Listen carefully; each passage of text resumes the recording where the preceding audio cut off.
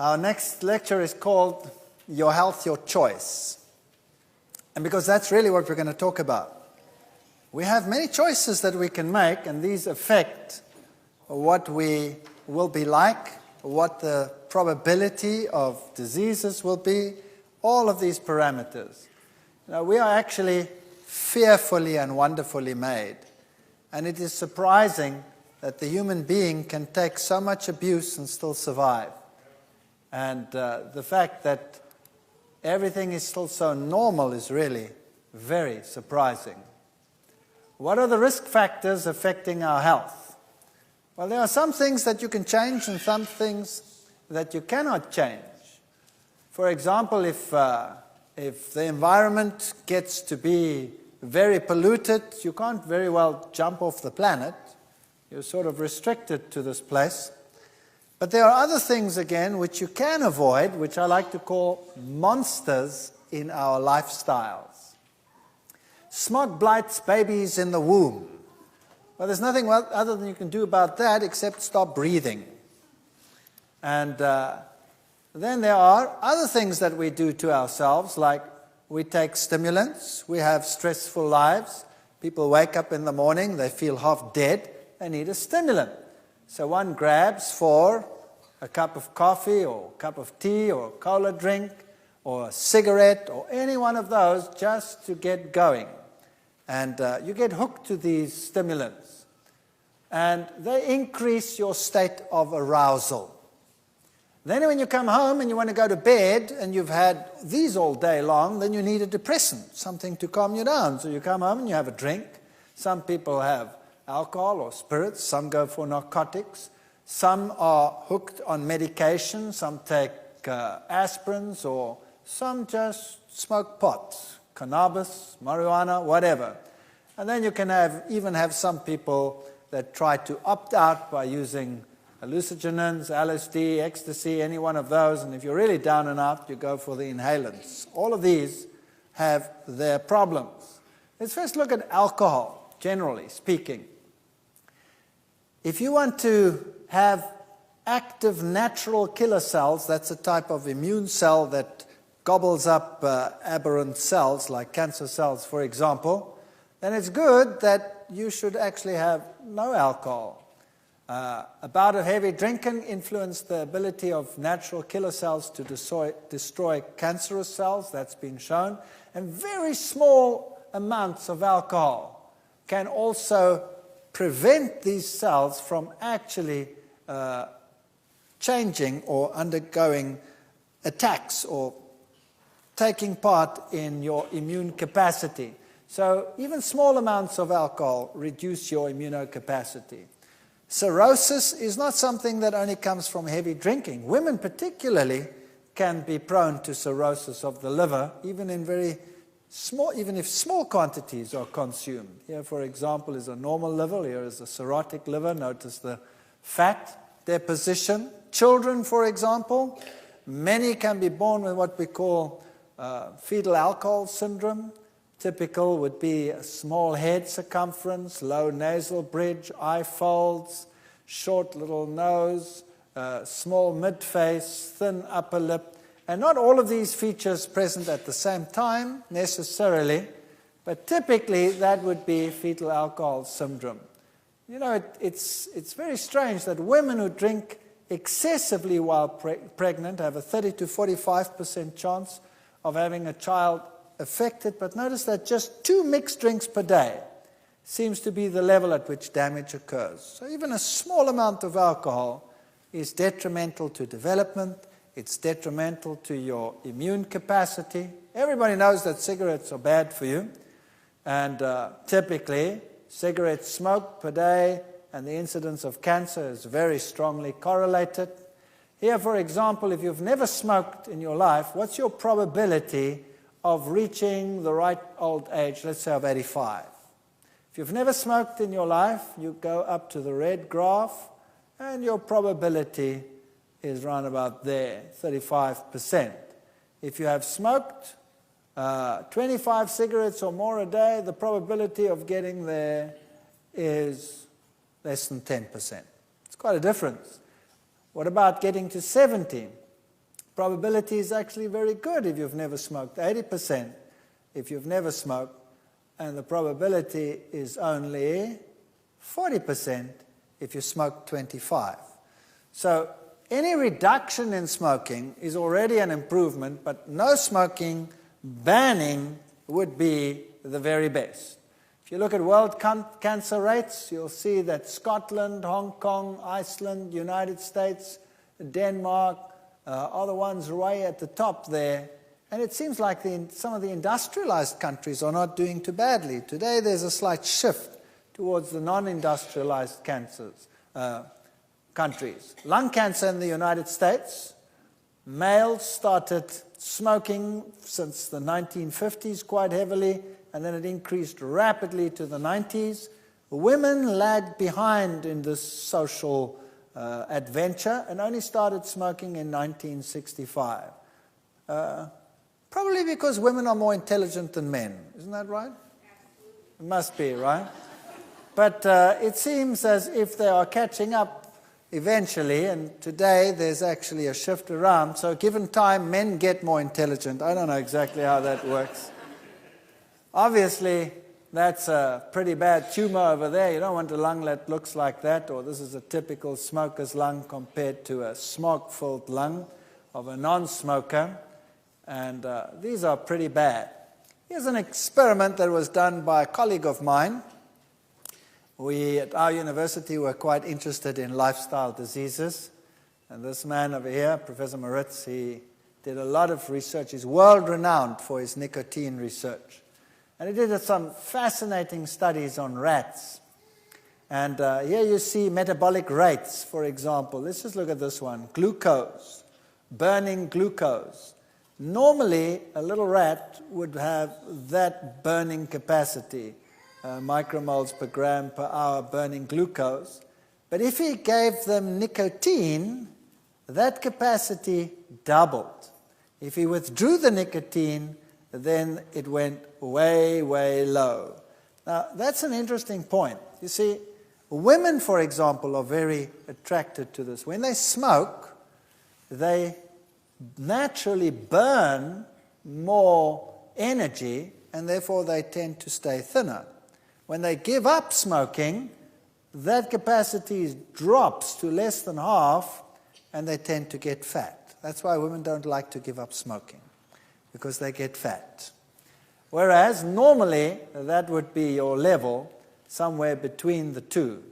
So if you give it up long enough, your metabolism would increase again. So the only thing you can do then is remain active and fit to prevent this from happening.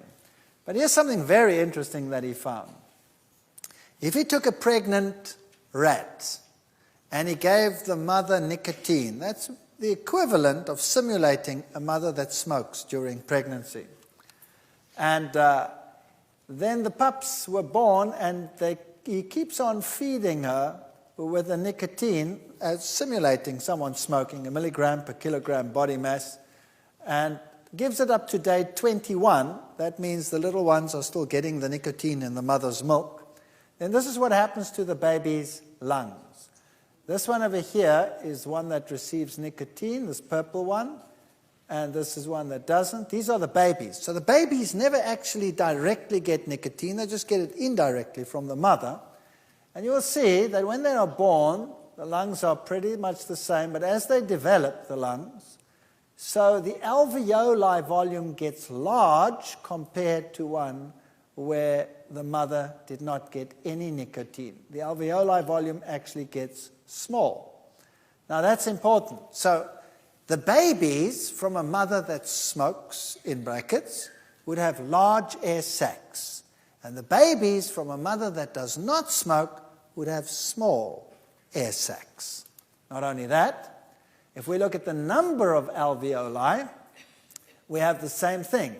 Here is a mother, the babies of a mother that never smoked, and you'll see that the number of alveoli increases dramatically with development, where it also increases in the group where the mother did smoke, not as greatly. So there's a great difference in the number of alveoli at day 42 of development. So what does that mean?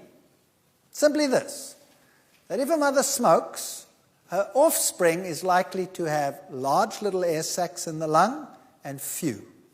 Whereas if the mother did not smoke, the air sacs would be small and many. Now, what is preferable?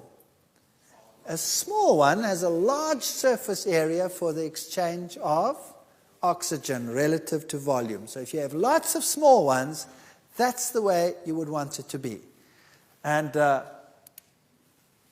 here is the nicotine alveoli of a little baby that did not smoke. Notice the large alveoli and the little holes in it. It actually tears and the lung actually bleeds internally. This is the baby that never ever smoked. It just inherited it from the mother.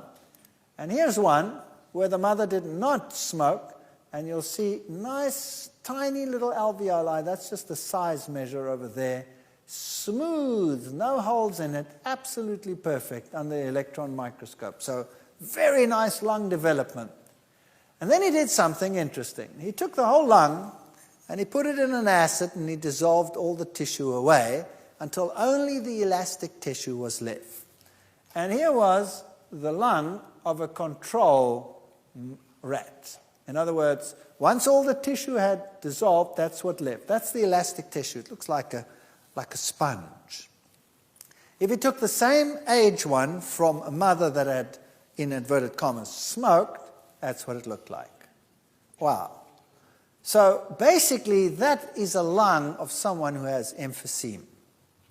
That lung is so useless. The air sacs are large and floppy, and the elasticity of the lung is poor. So some people who have children do this to their kids. I believe my wife is one of them. She has the worst lungs under the sun. You go to that test where you blow to see what the force of your lung is and your capacity. She blows it that far. Her mother was a heavy smoker while she was pregnant, and my wife just inherited these pathetic lungs. Me, I blow that thing into the middle of next week. My mother never smoked, even though I smoked when I was stupid and young.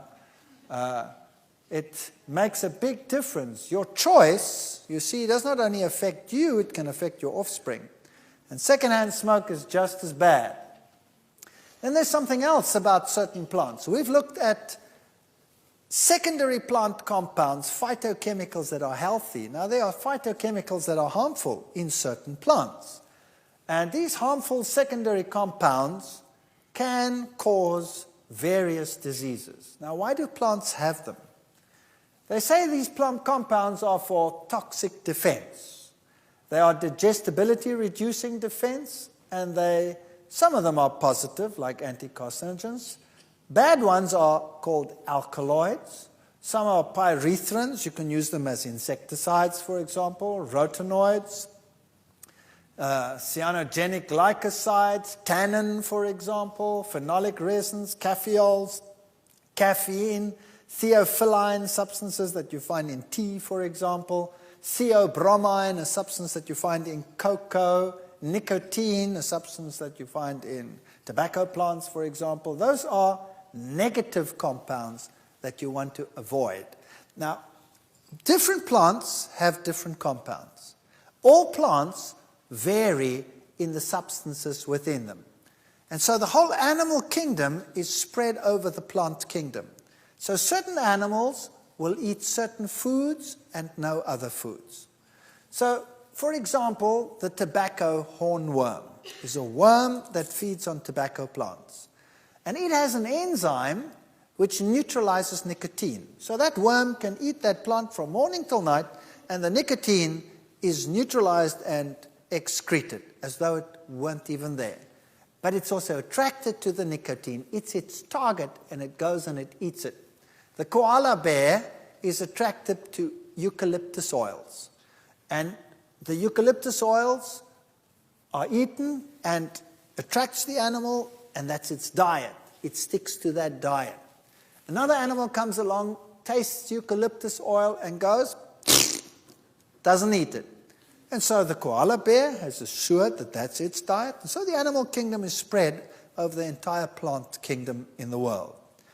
Now, it's very interesting that an ungulate, For example, the eland, which is the largest ungulate in the world.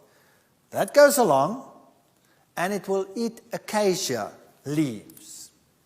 And the same happens as would happen in tea or in coffee. And we'll talk about that as we go along. Here's the coffee bean. That contains caffeols and it contains caffeine. Caffeine and theobromide, the one that you find in cocoa products, are very, very similar. Fatty acid concentration gets increased when you consume these. Blood pressure increases, stomach acid. Adrenaline, noradrenaline levels start increasing, gives you a fight and flight mechanism, a stress reaction. Digestion and absorption time is increased. Caffeine is toxic. It interferes with muscle action. It's an enzyme suppressant. It's a carcinogen. 500 grams of tea contains enough caffeine to kill 1,000 mice. That's just one packet of tea. And it's mutagenic. For example, tetragenicity, more than the normal number of fingers, hair lip, and cleft palate. If you feed rats caffeine, then they develop tetragenicity, more than the normal amount of number of digits. Or they develop hair lips, cleft palate, and what they also develop is exencephaly. There's a higher incidence of exencephaly, the brain developing outside the body. And that's not too uncommon in the world today either. These are the substances that you find in tea, coffee, and cocoa. Theophylline you find in tea, theobromine you find in cocoa products, and caffeine you find in tea and in coffee. Now, these substances would normally prevent animals, other than those that are adapted for that particular compound, to stay away from those plants. And that is a way in which the animals are spread over the plant kingdom. Now, what happens when an animal consumes something that it's not geared for? Well, then it has all these negative reactions. So what happens when, for example, you take caffeine into your system?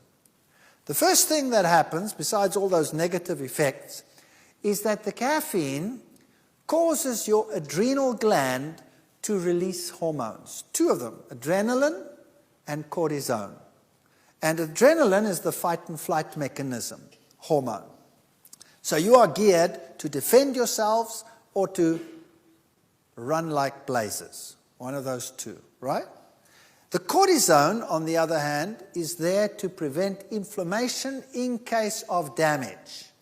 And it is also there to make sure you have enough energy to do the fighting and the running. So what happens is the cortisone affects the liver, and the liver releases huge amounts of glycogen into the bloodstream. And that's the same as taking a huge glass of sugar water. So you have all this sugar suddenly coming into the bloodstream, ready for the action, the stress reaction that you're going to take part in now. But why do people drink coffee? To go for a heavy run or to beat someone up? Yes or no? No, just to wake up. And where do they sit while they're doing it? At their desk at a computer. So what happens? All of a sudden you drink your coffee and you get a glucose surge. That means you wake up. And in actual fact, you're getting ready to run or defend yourself or beat someone up. But you don't. You just continue with a computer. So now what's your body going to do? It's going to say, whoa, I have an emergency here. So it has to react to this glucose surge, so it releases insulin, and down come your glucose levels. And then all of a sudden you're hypoglycemic, like we discussed just now.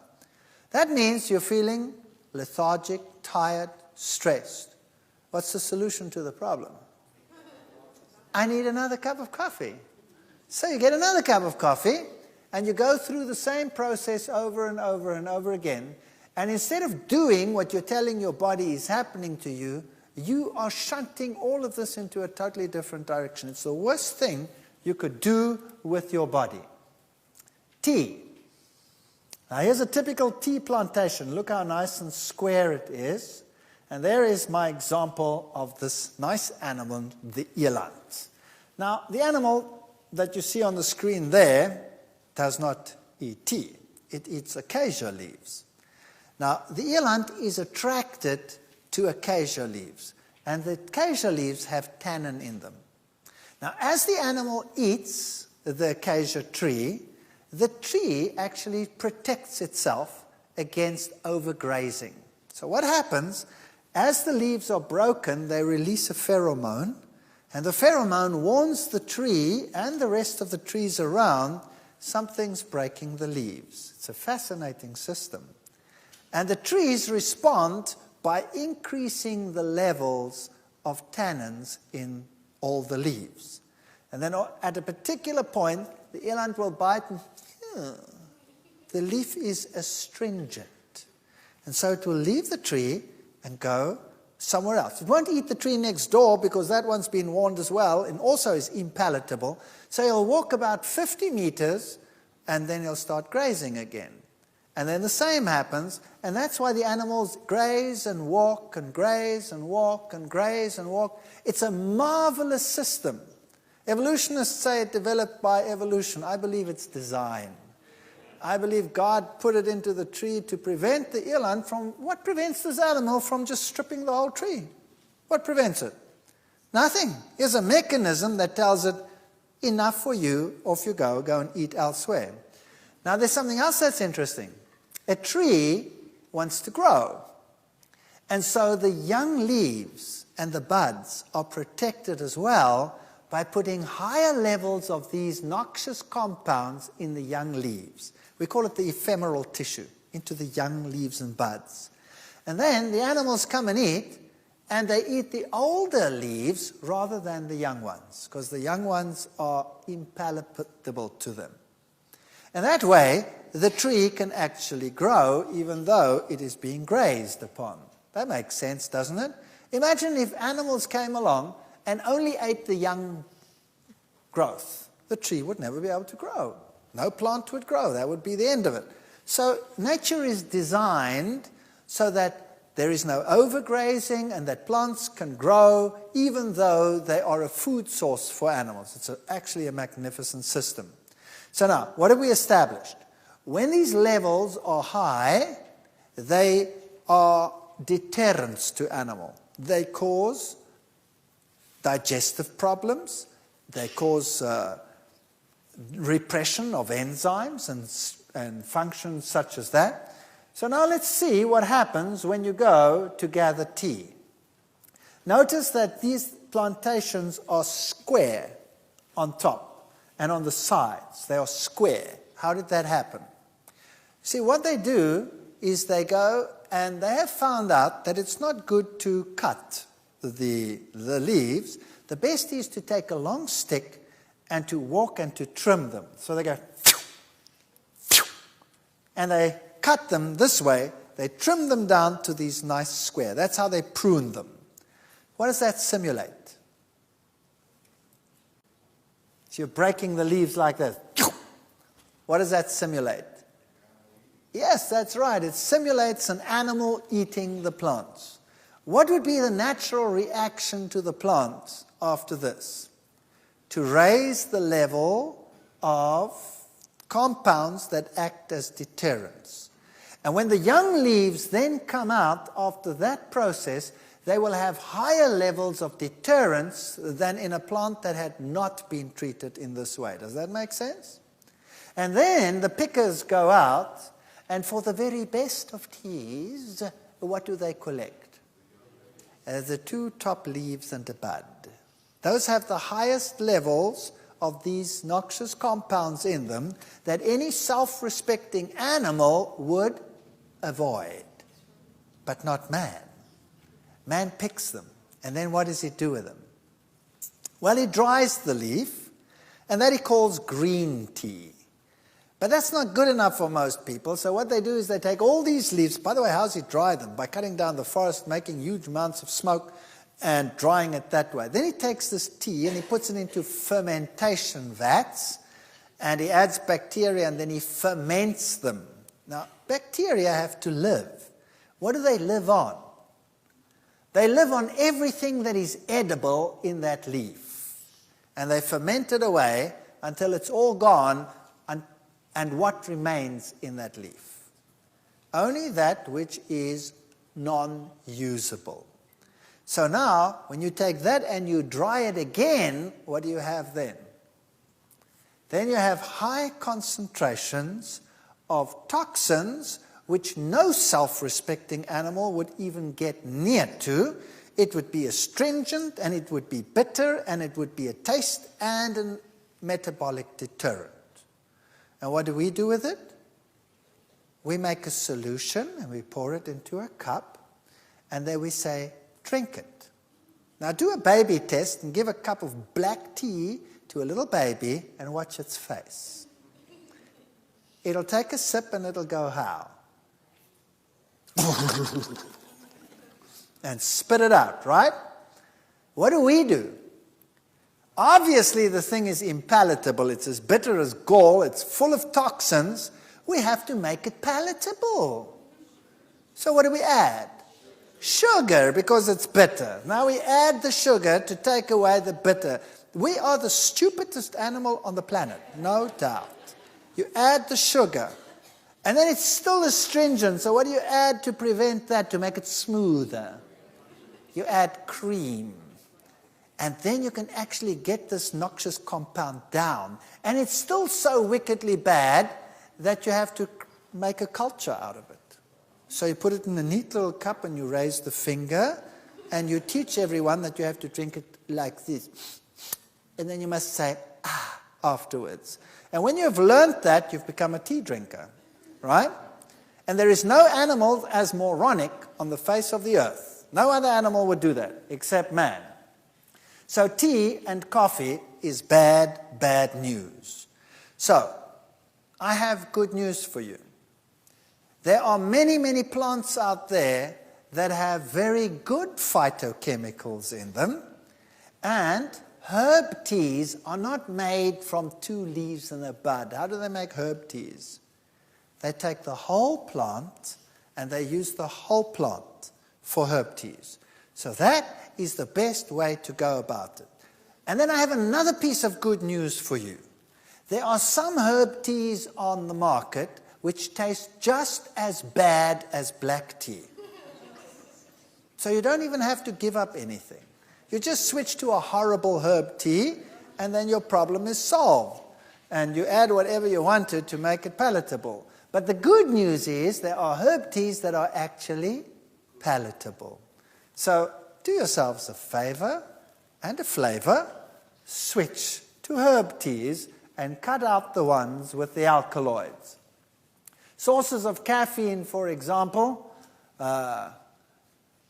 ground beans will give you 66 to 80 milligrams in a 2-cup drink. Filter drip will give you 110 to 180. So those are your typical coffees. Decaf will give you very little, but decaf contains the extractant, which is equally harmful because these are normally organic compounds with which they dissolve the caffeine out. So you're losing the caffeine, but you're gaining the extractant. Teas, as you see, are also quite rich in caffeines, and then your cola drinks also have caffeine. So Coke has a double whammy, 12 teaspoons of sugar, plus it has caffeine. It gives you a double whammy. So Coke actually should never be consumed by any human being. In fact, that company, well, what's the name of the product? Coke. Why? Because it's the extract of what? Cocaine plants. And these days they have to extract the drug, but it makes it addictive, or it used to in the past probably, and now they just add caffeine to solve that problem, because that'll make it also addictive, because they'll make you constantly hypoglycemic and on you go, and it makes it addictive. Chocolate products are bad, bad news. Look at all the products and the theobromines you get out of those. Cold remedies, weight control things, diuretics, they put these compounds into everything. For example, a simple slab of Cadbury milk chocolate, 1 ounce, will contain 44 milligrams of theobromine. Chocolate syrup, 2 teaspoons, 89 milligrams. Chocolate flavor, mixed milk, 120 milligrams. We give it to our kids all the time. I don't understand why we do that. These days you can buy soy milks that have got chocolate and cocoa products in them. Well, why don't they make one with carob? Why do they have to make it with caffeine and theobromine products? I wouldn't drink it. I'd just watch people drink it. Now, that's one thing we can avoid. Remember, this lecture is called Your Health, Your Choice. It is your choice whether you want to drink cocoa products, whether you want to drink teas and coffees, when you could drink herb teas, and you could replace your cocoa products with carob products, and retrain your palate, and you don't really have to give up anything, you just switch to something better. And there's something else that we do. Fats and cardiovascular diseases. The type of fats we consume are very important in terms of how we live and how we die. For example, amongst men, the big killer is heart disease. And about 27% of men will die eventually of heart disease. In women, the situation is better, or so they might think. Only 18% of women are less likely to die from a heart disease. But here's the problem. Here's a New Scientist article. Surprise, the truth about women's hearts. If a woman gets a heart attack, she is 72% more likely to die from it than a man.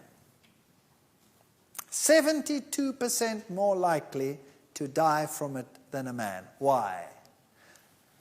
Well, the reason is that a woman has these estrogen hormones. And estrogen is what's going to cause the problem. When a woman gets a heart attack, then the heart goes into fibrillation, but not only the heart. The big vessels coming out of the heart, the vessels themselves go into fibrillation. And that's what will give them a far greater risk of dying. A man not having those estrogen levels, the heart goes into fibrillation. If they can shock it back into reality, that's so fine.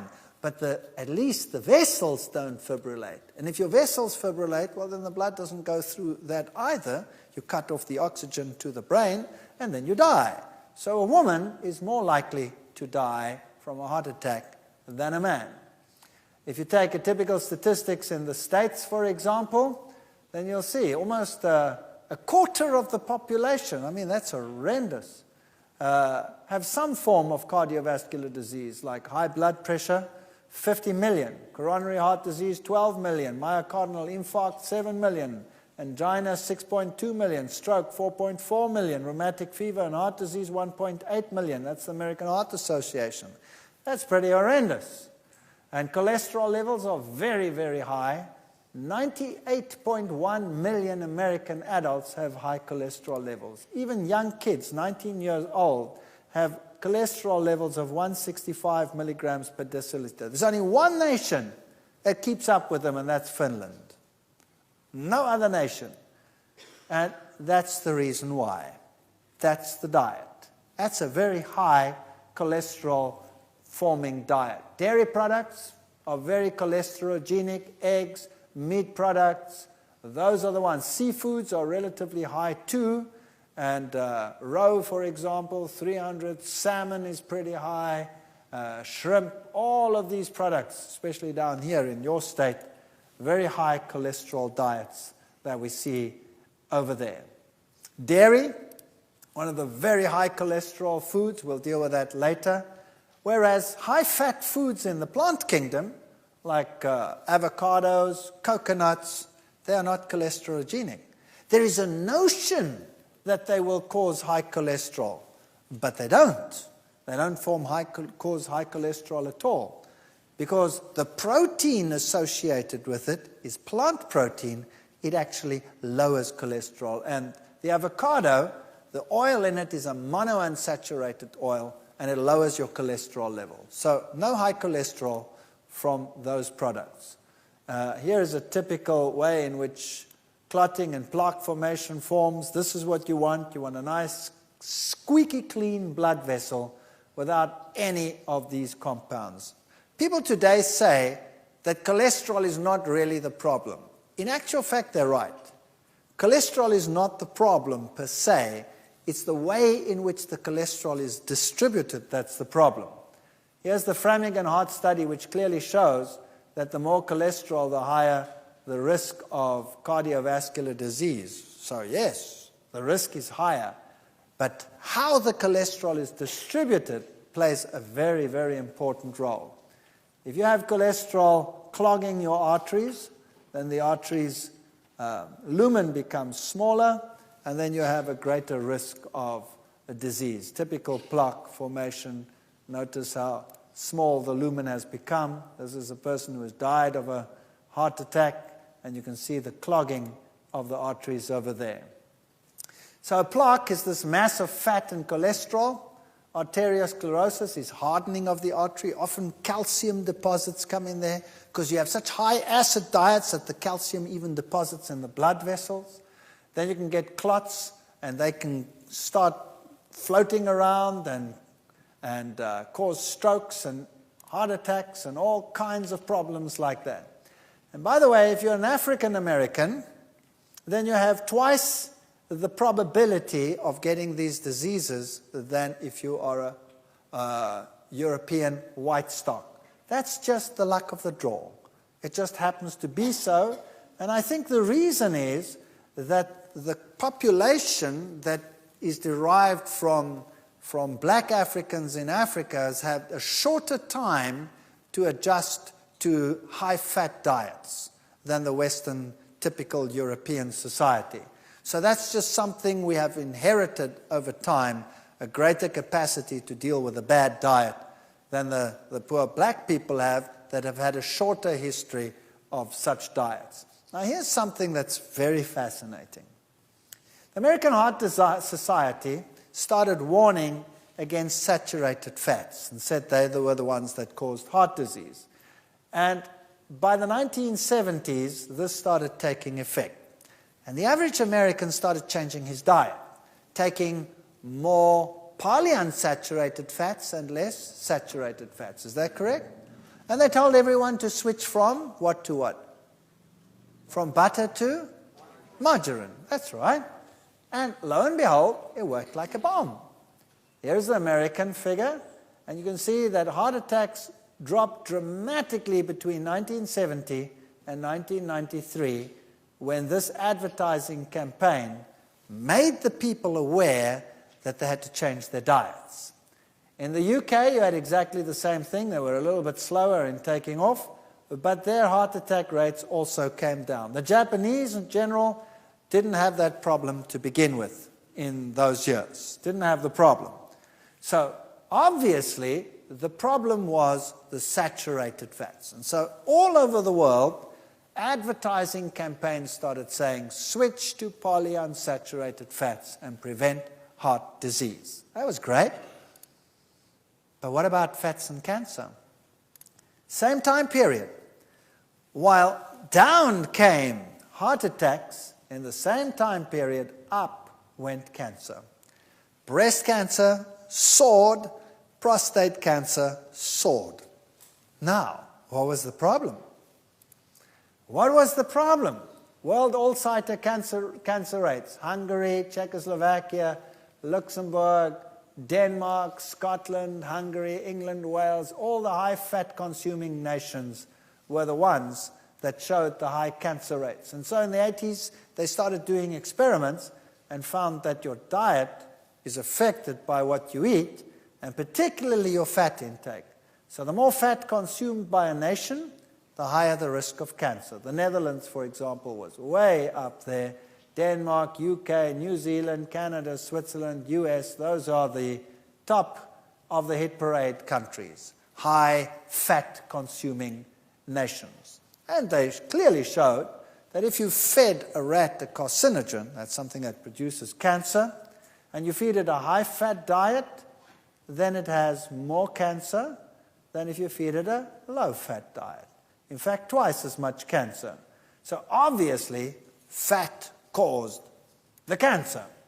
And the types of cancer particularly were breast cancer, colon cancer, rectal cancer, prostate cancer, and pancreas cancer. Those were the cancers that were induced by fat products. World breast cancer and prostate cancer, look at the prostate cancer. Switzerland and Norway are top of the hit parade. I'll be dealing with that when we're dealing with dairy products. Breast cancer, England and Wales, Denmark, Scotland, Ireland, and those countries, New Zealand, all the heavy animal fat nations were the ones that were involved there. Colorectal cancer, the same sort of picture, New Zealand at the top, Hungary, Denmark, those are the top cancer countries in the world. So what you eat affects your health. Now in the next session, we will be looking at what it means to change the fat in your diet.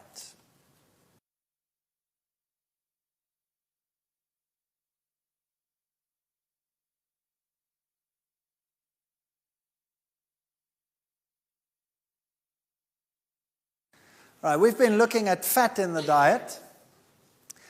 And fat in the diet, we saw in our previous session, is directly correlated with disease, either cardiovascular disease or cancer. Now we're going to look at messing with fat, changing the structure of a fat. What does it mean? Now here's a normal saturated fat. Notice that there are no unsaturated bonds over there. Here's an unsaturated fat. There's a double bond there, a double bond, and a double bond. So this is a polyunsaturated fat. Wherever there is a double bond, the molecule makes a kink like that, like a V, okay? And so the molecule, because it has these kinks, is an open molecule. It's sort of open. And that means oxygen can get in very readily. So this fat over here tends to oxidize quite readily. And when it oxidizes, it forms free radicals. So when you extract a fat, it starts oxidizing.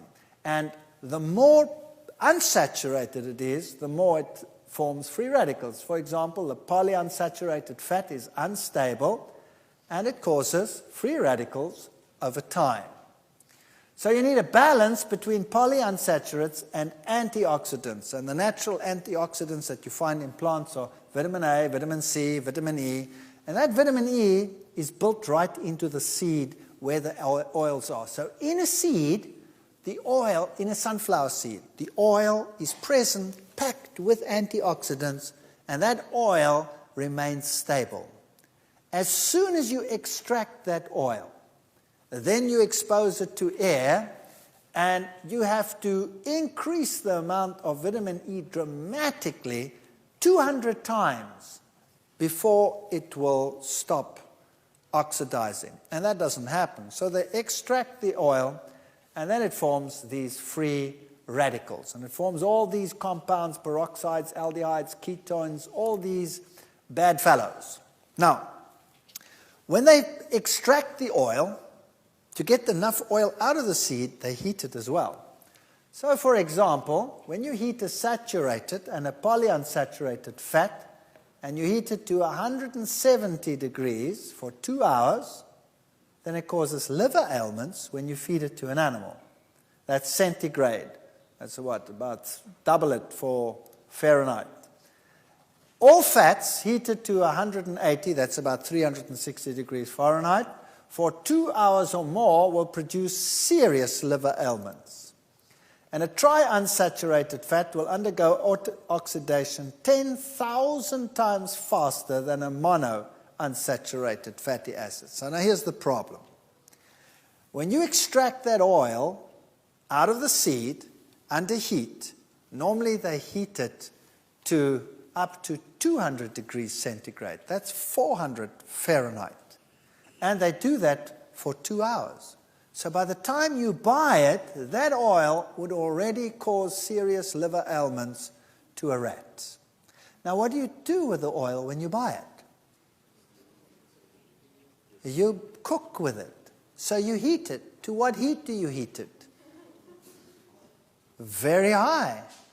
If you have a plate on your stove that's red, that means it's 600 degrees because you can actually see the light. You're putting your pan on there and you're heating that and you're cooking whatever you're cooking in there. You are just creating free radicals like crazy. Now, what about the corner fast food store? That has huge vats with boiling oil, and they put the French fries in there and they do their thing. How long does that oil stay heated? Wow, you are actually buying carcinogens. Could I have a packet of carcinogens, please? Large or small, sir? Well, is there a difference in the price? Yes, the more carcinogen you buy, sir, the more expensive it gets. Oh, good. Can I have some, please? Isn't that what we do? All right. So this is bad, bad news. Notice that a triunsaturated fat oxidizes 10,000 times faster than a monounsaturated fat. Now, we know that the saturated fat is not really good. And in fact, animal saturated fat is the very worst of all. Do you know why? Because it has no antioxidants. Zero. None. So when you take an animal fat and you fry in that, it oxidizes quickly because there are no antioxidants in it. If you take a plant fat, it at least has antioxidants in it. Now, which fat would therefore be the very best fat to take? A tri or a mono or a saturated? Which one?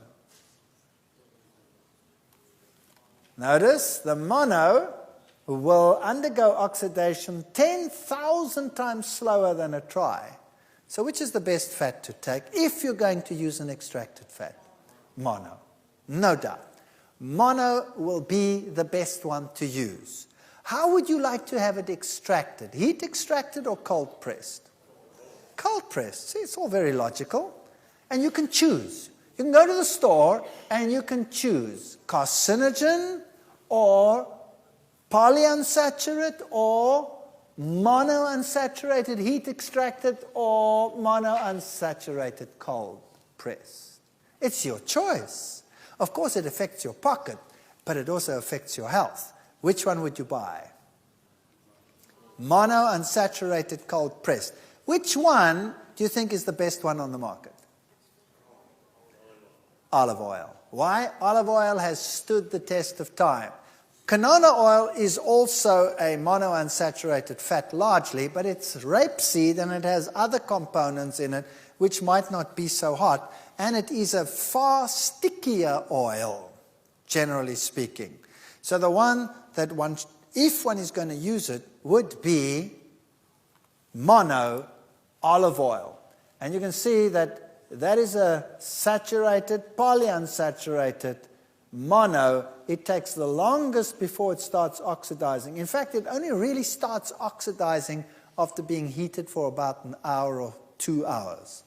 So if you take a cold press and you drip that over some potatoes and you pop it in and mix it all up and put it into the oven and you bake that at 200 degrees centigrade, that's what, 380, 400 Fahrenheit, and you bake it at that for an hour, you have golden brown chips and you have far fewer carcinogens than if you used sunflower seed oil.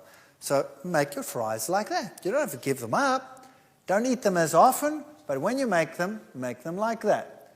Here's a typical polyunsaturated ones, linoleic and linolenic acid. Now these are essential fatty acids. That means it is essential that we get them in the diet. We need them, we cannot live without them, we have to have them, and we can only get them from the diet. Now what's the best way to get them? Extracted or in whole food? Absolutely, that's the best way to get them.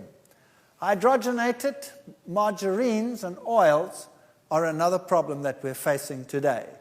U.S. News report, it is a violation of the law to make any claim that polyunsaturates can prevent or treat heart disease.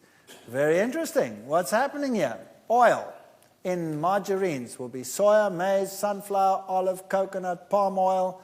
there will be emulsifiers, preservatives, colorings, flavorings. Then you go through a process of removing the gums, neutralization with caustic soda, bleaching, filterizing, and then a process called hydrogenation. Heat and a catalyst and hydrogen. It's filtered, neutralized, bleached, deodorized, etc., and then they make the margarine. All right. Now, oil is a liquid. Plant oils are liquids, and polyunsaturates are liquids more than saturates. So now, normally, all oils naturally are in a form that we call the cis form, which means if you have your double bond, the two sides of the chemical arms are on the same side of the double bond. Now, when you change this fat and you hydrogenate it, you switch the one arm round. So then you have what we call a transform. Now, they are on opposite sides. I always explain it to my students. It's like giving someone a hug. If the two arms are on the same side, you can give him a hug. But it's very hard to give someone a hug when you look like this. It's very hard. So this form is the only form that our body recognizes. We have enzymes for this form, but we don't have enzymes for that form. Now, why do they change the form from this form to that form? The answer is this. That form is a liquid. The cis form is a liquid, and the trans form happens to be a solid. And they know that you do not want to pour your margarine over your bread. You want to smear your margarine over your bread. Does that make sense? And there's one other thing. When it is in this form, in the trans form, the bacteria don't have the enzymes to recognize it either. Which is good for the industry. That means that fat will not go rancid. But you know what? The younger generation doesn't know what rancid is. They don't know. This has gone rancid. When last have you heard that? It doesn't exist anymore. Why not? It doesn't go rancid. Why doesn't it go rancid? Because the bacteria don't want it anymore. Why don't they want it anymore? Because they can't digest it anymore. Good news, they have the same enzymes to digest it that you have. That means you can't digest it either anymore. So what is a margarine, really, if it's full of trans fats? It's a foreign substance. I call it shoe polish. You see? He already answered. I call it shoe polish. It's good for shoes, but for human consumption, no. So now you have a fat in you that you do not recognize. What do you do with it? What are you going to do with it? You're going to store it where you won't ever use it. Don't you store the things you don't use in the upper cupboards? Right? So you will store it under the skin, as far away from the heat source in the body as possible. And then it starts getting into the connective tissue and it makes bumps. And you look at it and you say, ooh, I've got cellulites. And you start training like crazy, but you know that stuff just doesn't go away. Have you noticed that? Cellulite just won't go away. The only way to get rid of it is to stop eating this plastic, which is trans fat, and exercise, and eventually it'll go out through the skin because your skin is oily, the cells burst, and the fat gets released that way, and that solves your problem. So trans fats are not a food. They are not fit for human consumption. They were never meant to be a food. They are good for the industry. And I have found out over the years that whatever is good for industry is normally bad for you. Isn't that so? All right. Now, unfortunately, they found out that if they add a certain percentage to normal oil, so that it still stays liquid, the bacteria don't like it as much either. So when you buy oils, sunflower seed oils liquid, read on the label, and it says sometimes partially hydrogenated. Have you read that before on the label? That means partially unfit for human consumption next time you read it, okay? And so don't use it. If you're going to use a margarine, use one that contains no trans fats, only natural oils, and uses something else to make it thick, like cornstarch or something like that they normally use. You can buy margarines like that, but generally speaking, any extracted oil is bad news. Let me explain why. Take a breath. Let's continue. Think about this. If I take a basin of water and I pour oil in it, and then I take hot water, warm water, and then I take a plate and I go dip out. What will my plate be like? Oily. If you run your finger along it, you'll have a film of oil on it. Isn't that right? Now, if you take free fat and you put it into your stomach, that's hot water, 37 degrees. Now you put food in it and you dip it in, and each piece of food has a layer of oil on it. That means the enzyme, which is water-soluble in your stomach, can't get through, and it takes longer to digest, and you get fermentation. When it goes through to the rest of your intestine, you add bile salts, and the fat becomes miscible. It's already there, and the fat goes into the blood here in the top part of your intestines already, and it ends up in your blood, and now your blood has fat in it, and all your blood vessels, consider them plates that you're going dip, dip, dip, dip, dip, dip, dip, dip in the fat.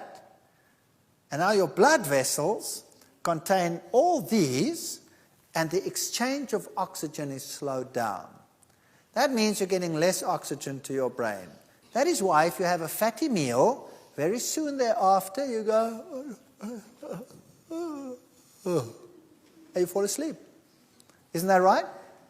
Whereas if you had no free fat in your diet, it would first have to be digested. It would be released as free fat lower in the intestine.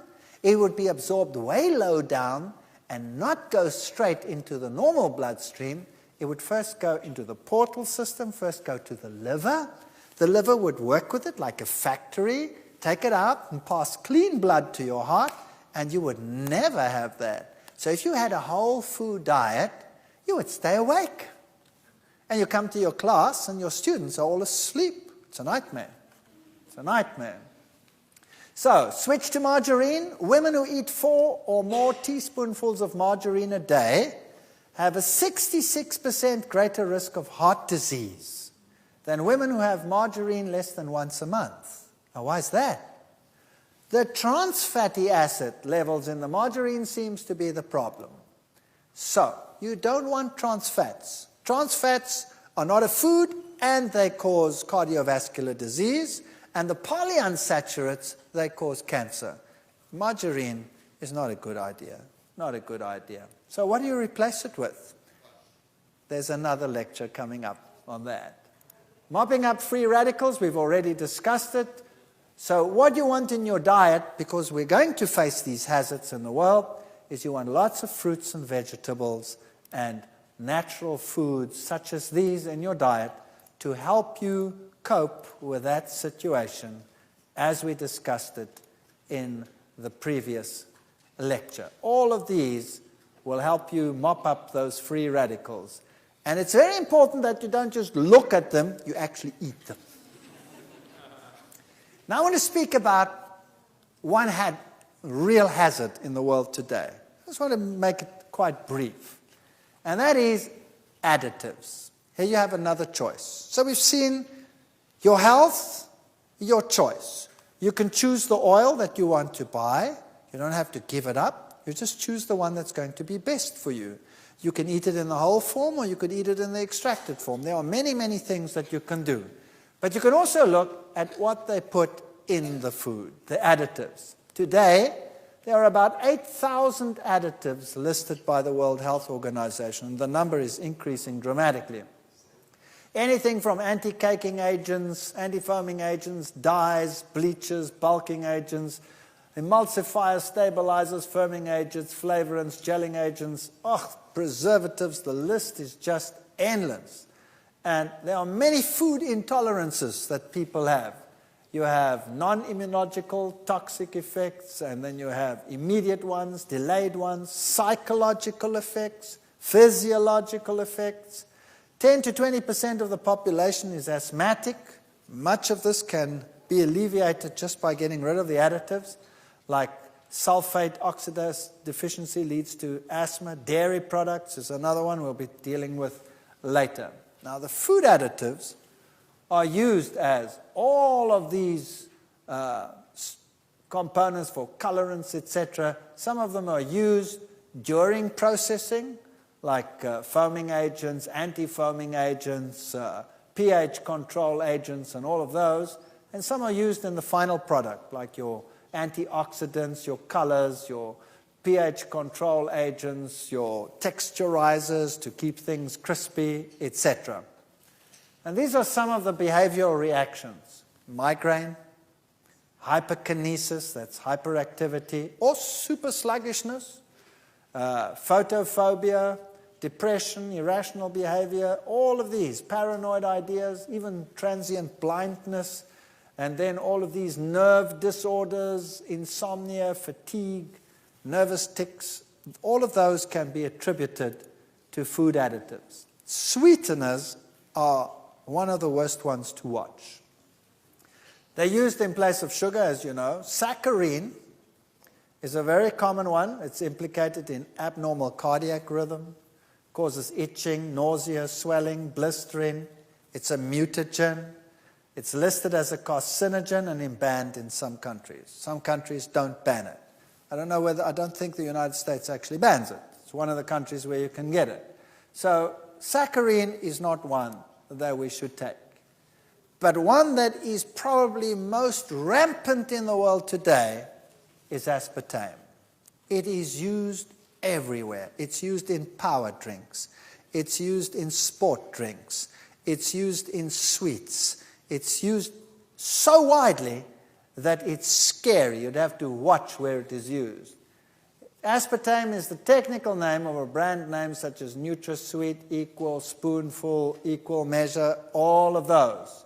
And it accounts for about 75% of adverse reactions in the United States, for example. There are some 90 symptoms associated with it: headaches, migraine, dizziness, seizures, nausea, numbness, muscle spasm, weight gain, rashes, depression, fatigue, irritability, tachycardia, fast heart rhythm, insomnia, lack of sleep, vision problems, hearing loss, heart palpitation, breathing difficulties, anxiety attacks, slurred speech, loss of taste, tinnitus, vertigo, memory loss, joint pain. I mean, the list is just endless. That's definitely one to avoid. Now, what does it do? This is what can be triggered by aspartame. So brain tumors can be triggered by it. Multiple sclerosis, if you have it latently, it can be triggered. Epilepsy, chronic fatigue syndrome, Parkinson's, Alzheimer's. Doesn't cause it, it just exacerbates it. Mental retardation, lymphoma, birth defects. Oh, terrible stuff. Now, what is it made of?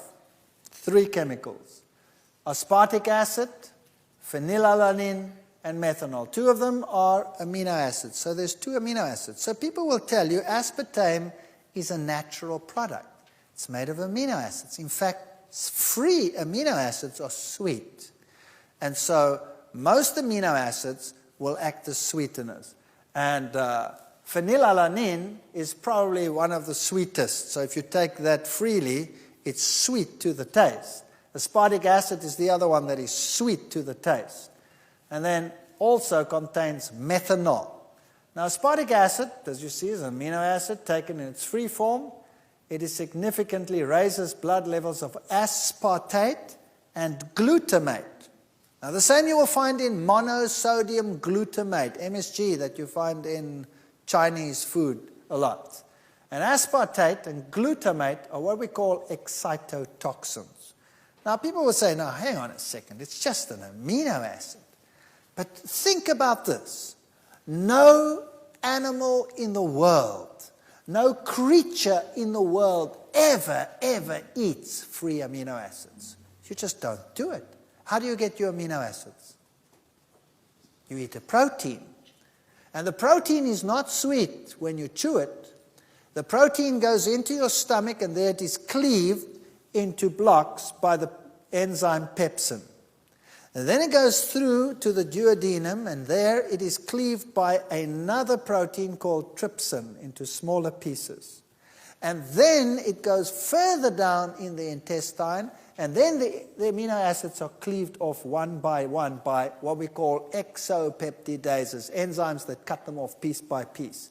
So the only place in your normal life where you ever have free amino acids is way down in the bottom of your intestine. Now, where does that go to? It goes just like that fat. Where does it go to? It goes to the liver. And the liver is a factory. It is your food factory. And it builds everything into your type of protein that you need and then transports it to wherever it has to go. So you never have excesses of those free amino acids free in your blood. Whereas if you take them free like that, they go straight into your bloodstream and they end up in the brain, where they shouldn't be. They should first be regulated by the liver. They go straight to the brain and they act as excitotoxins. So your kids go berserk and the adults go depressed. Now, what does it do? Excessive levels of phenylalanine in the brain can cause the levels of serotonin in the brain to decrease. Now, what's serotonin? Serotonin is a neurotransmitter. Now, schizophrenics have low levels of serotonin, and they go berserk. They're dangerous, they can kill you, they are out of control, so they're put into asylums. And then a psychiatrist comes along and he gives him medication to what? Raise his serotonin levels, and then he's quite normal. You can talk to him, there's no problem. There's no problem with that person. And as soon as he's off the medication, down goes the serotonin levels and he becomes aggressive. So now imagine this. We are making our society aggressive by giving them excessive levels of phenylalanine. Kids that drink these power drinks and that drink these sports drinks have high levels of this compound, and that's what happens. And then they become highly aggressive. And by the way, the antioxidant that they put on snack foods, like chips, butylated hydroxytoluene, butylated hydroxyanisole will do exactly the same thing. Lower the levels of serotonin. What do our kids eat in break? They eat these snack foods, and they're hyperactive, and they're aggressive, and they kick each other to pieces. Methanol, what does that do? That's the other compound in it. The recommended limit of consumption is 7.8 milligrams per day. Now, 1 liter, that's a quart approximately, of aspartame sweetened beverage contains 56 milligrams of methanol. Take a look there. 7.8 is maximum recommended. 1 liter, not 1 quart, will contain 56 milligrams. So heavy users of aspartame consume as much as 250 milligrams of methanol per day, or 32 times the recommended amount. Wow. That is bad news, and that will cause problems and diseases like you cannot believe. So aspartame can be found, for example, in instant breakfast foods, breath mints. Read them, those little ones, very often, those nice, cute ones. Watch them. Cereals, sugar-free gum, cocoa mixes, coffee beverages, frozen desserts, gelatin desserts, juice beverages, laxatives, multivitamins, milk drinks, pharmaceuticals, supplements, shake mixes, soft drinks, tabletop sweeteners, tea, beverage. It's everywhere. Wine coolers, yogurt. They put this stuff into everything. I think they're on an agenda to destroy society. I think that's what they want to do. By the way, the level of brain tumors in areas where aspartame was introduced is far higher than in places where it's not introduced. So it's even carcinogenic. MSG will do very much the same thing. General weaknesses, palpitations, headaches, cold, sweating, shuddering, especially in children. So what am I basically telling you? By the way, if you take these sweeteners that consist of amino acids, this is what happens. Imagine this. You put this into your mouth and you pick up sweet. Your tongue tells you sweet. Now there's a nervous connection between your tongue and your brain, or else you wouldn't know that it's sweet, right? But there's also a nerve that attaches to your brain, and the brain says, sweet, something's on the way. What is it? Sugar. And it sends an impulse down to the pancreas and tells the pancreas, sugar on the way.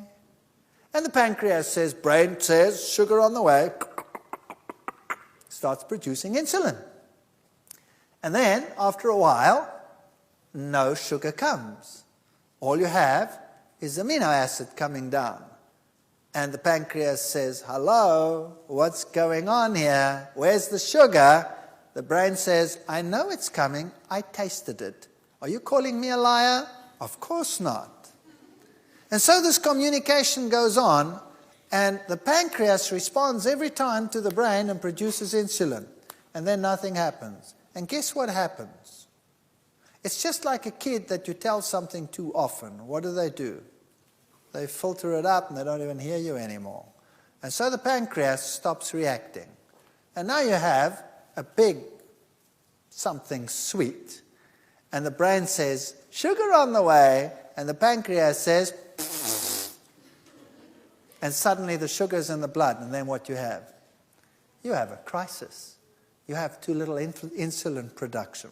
So sweeteners, bad news. If you want to make something sweet, then use dates, for example, or natural products like that. So headaches, sweating, seizures, shuddering fits, all of these. The antioxidants we've already spoken about, butylated hydroxytoluene, butylated hydroxyanisole, those are the ones that they put onto all the snack foods. They also lower the serotonin levels by as much as 40%. That's like a schizophrenic. You're turning your kids into schizophrenics. Colorants cause hyperactivity, aggressiveness, allergic reactions, anaphylactic shock. Tartrazine is particularly bad. Preservatives, the sulfites that they use, they cause asthma attacks, for example. It's also a mutagen. So if you buy something that has been sulfur treated, then what you do is you soak it. Say dried fruit. Just soak it, throw the water off, and then you don't have that product on there anymore. Sodium benzoate is a very common preservative in most dairy products. All margarines have it just about. It's very similar to tartrazine, so it's a hyperkinetic. You want to avoid those. The nitrates are carcinogenic, the nitrites that they put into cold meats and cheeses, but we'll cure you of that, so that's no problem. So when you're reading these bottles, it's a nightmare. Going shopping in a supermarket has, for me, become a nightmare. And I stand in front of the racks and I read the labels. And I put the product down. Anything, peanut butter. You want to go and buy peanut butter? You read the labels. And I call the supermarket manager. My wife freaks. She runs away. And I say, excuse me, sir, I'm looking for peanut butter and I can't seem to find it. And he says, but sir, there it is, right in front of you. I said, no, sir, not toxic waste, peanut butter. Let me show you. And then I give him the list of the ingredients and I tell him what each of them does. And I say, don't you have peanut butter? This and this and this and this brand don't have those things on it. Why is it that you only have these brands on your shelf? Couldn't you cater for people that want food and not toxic waste, please? And if enough people do that, eventually you have food on the shelves. So pressure. And learn to read the labels. And start switching to these types of foods. And I know there are problems there too, with sprays and all of that, but we'll be dealing with that as we go along. But this is health food that prevents most of those problems. So basically, your health, your choice. Start reading your labels. Don't pick the brands that have the products. Choose the ones that don't. For example, simple thing. If you want to buy ketchup, the one contains vinegar, as an agent to make it sour. The other one contains citric acid. And we have both brands in my country, the one with citric acid and the one with vinegar. Now, vinegar is an end product of fermentation. In fact, bacteria will go no further in the fermentation than vinegar. There it stops. That means we don't handle vinegar very well. We don't have an enzyme that breaks vinegar down in the digestive tract already. So it goes into the bloodstream and is an acidifier. Citric acid is what you find in nature. You don't find vinegar naturally, except if something has fermented. So the natural sour in citrus, for example, is citric acid. Lemon juice is highly sour, but it is a compound that you break down readily. So if you can choose the one that has citric acid and not the one that has vinegar in it, acetic acid. And if they don't have one, phone the company and say, excuse me, why do you put this and that in your product when this and this and this is better? And if you do that long enough, eventually there'll be a brand that has citric acid. And look for it. Choose the better ones and make sure that they're on the shelves, and start putting pressure on the people out there to say that the consumer is more important than the supplier. And your health, your choice. Thank you.